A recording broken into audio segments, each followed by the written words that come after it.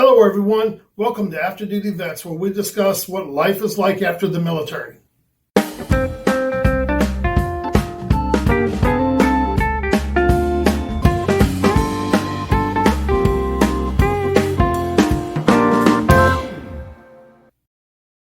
Today I'd like to talk to you about how veterans have their own biases. Yes, we have biases, believe it or not, that's hard to believe, but we do have our biases.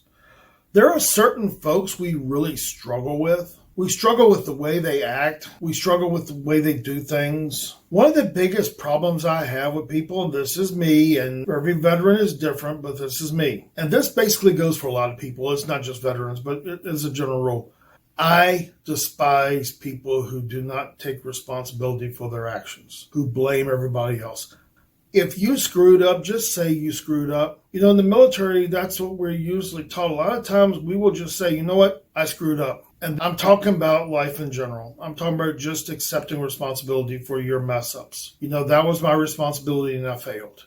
Just own up to it. Because when you do that, what can people say? And don't use excuses. And don't be a victim. I hate dealing with victims because you know what? You got to take responsibility for your own actions. You know, I was talking to a client who was going through a divorce and he was talking about his wife and what she did. And I said, so what's your responsibility in the relationship? How did you help in the demise? And he commenced to tell me that it was all her fault. And I said, look, dude, if you go into the courtroom and you sit there and say it's all on her, the judge is going to look at you pretty sideways and say, the truth is every relationship in this demise, both people play a part in it. So what's your part in things? When things go south, how did you help it go south? Not that you caused it, but how did you help it go south? What could you have done differently? Take responsibility. And a lot of civilians don't do that. They'll throw people under the bus all the time instead of taking responsibility.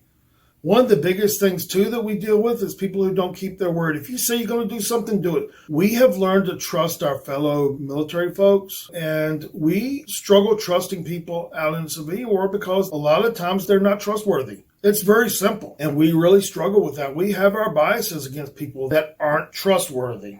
And, you know, God, flaky folks, people who just don't follow through on what they say they're going to do. They flake out at the last minute. They call off work.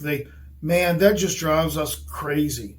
Because think about it, when you're in the military, you couldn't call off work. Either you were in sick call, you were laid up in the hospital, or you were AWOL. You didn't make excuses. Civilians don't have that same idea and thought process.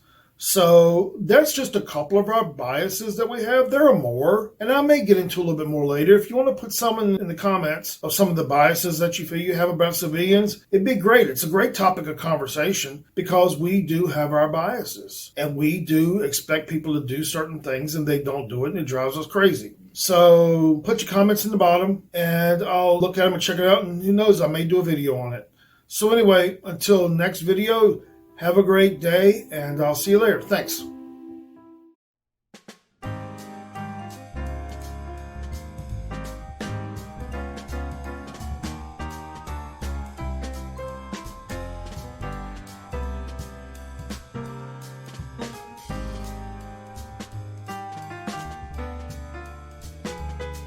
Disclaimer.